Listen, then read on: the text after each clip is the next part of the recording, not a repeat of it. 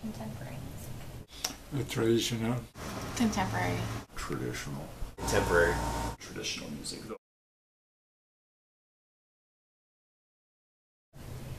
I prefer contemporary because it's what I've grown up with. I want to be intellectually challenged. There's more room for expression. It's music I'm accustomed to, music I'm used to. It's tradition I grew up with. The church that I grew up in is more traditional, so I can also see myself there, but I probably resonate a little bit more with the contemporary stuff. So. My training, I'm a historical musicologist. I'm trained in the Western classical music tradition, so of course, kind of deep in my heart, that's what I prefer because that's what I grew up with.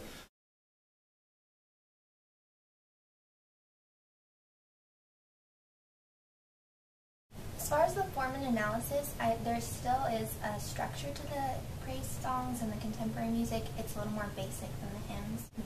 The lyrics are often taken from passages in scripture, but they're taken from the Psalms. The nice thing about having contemporary music is you could do basically whatever you want with it, and you don't need to have a certain structure, so you could be as creative as you want. I think that if we look at music as a form of worship, then it has to be whatever brings people to a place where they feel like they can experience God. Traditional stuff tended to be a little heavy theologically for some, and more structured.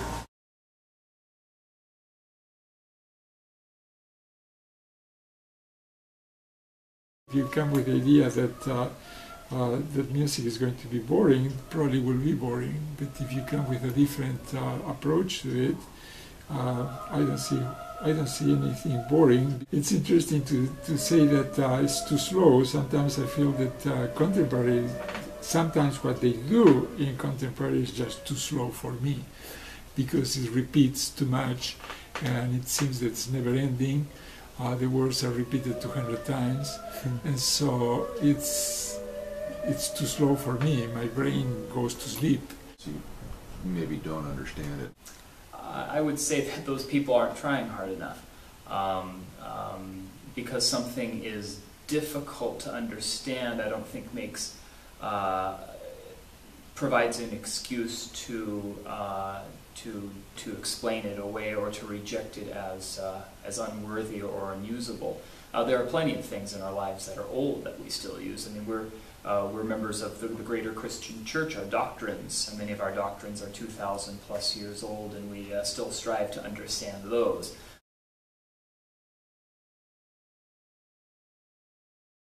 Yes, I think that they can be in the same worship service, but they would have to be spread out. It would be maybe uncomfortable for people to hear a hymn and then right afterwards hear a contemporary song. So maybe start with the hymn and then have the contemporary music in the middle of the service. I don't see a problem with that. It's not it's not what I would prefer personally. If the audience is willing to take that, do it. I think it could work. You have to be really creative, though. I think you'd have issues with that. I mean, you're trying to please everybody and you end up pleasing nobody. Okay. I think you have to go all in with one or the other. That's and that's just having been to services and watched what's been trying to happen, that sort of thing. It's just, well, yeah, it's lukewarm, and we. I don't know if that's the right word to put with it. I think you have to commit one way or the other. It could. I just think people are sometimes leery of the challenge of putting those two together. I think they can. There are different ways that it can be done. One, the easiest way, I think, is to separate the services, into two complete services. It takes planning, it takes compromise, and it takes a great amount of skill, but it can be done.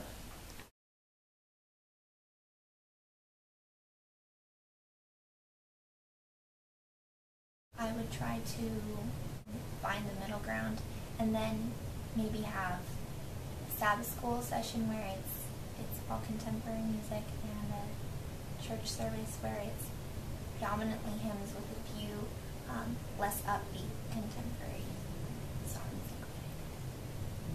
Depending on the audience, then middle ground might be found, but from a personal point of view, I would prefer to keep them separate. Probably as of right now, in the stages that we are in, especially in La Sierra University, Church at Noon, is to make sure that they're not complete like extremes of both sides. So not extremely traditional and not extremely out there with, really, really loud drums or electric guitar. Together, they have to make sense. That's a. I don't know that there is a solution to that. I think it's a discussion that's ongoing and will continue to be ongoing. But as far as mediating something like that, the suggestion is that you have two sides, two warring parties that feel their side is right.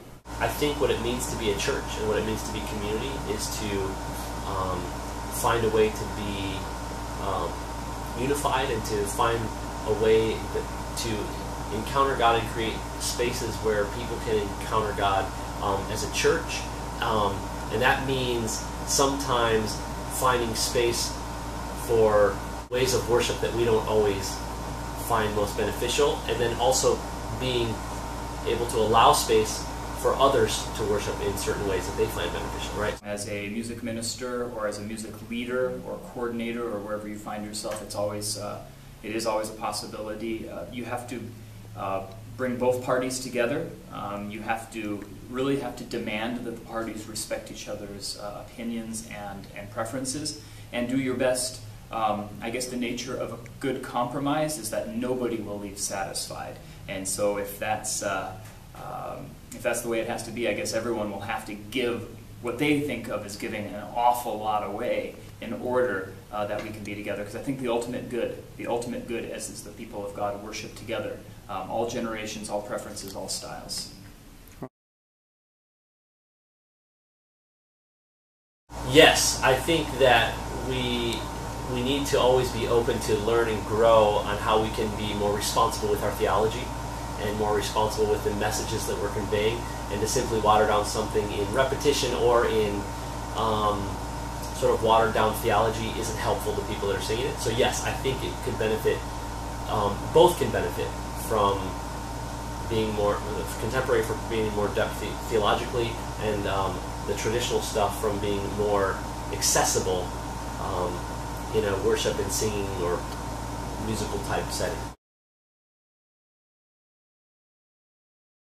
I'm sure it could. Kind of the new wine and new wineskins, or new wine and old wineskins. There are all kinds of metaphors we can use to explain it. But I believe that certainly when it comes down to preferences, because we are talking about preferences, I am not a believer in the absolute moral component of one style of music or another. I soundly reject that notion. And so I believe, as the people of God, it is not only our responsibility, our duty, our mandate to do the best we can to get along with one another. And so I would say that those who prefer the traditional need to compromise with those who enjoy the contemporary, and vice versa as well. And I think the church is a venue where everything can survive simultaneously.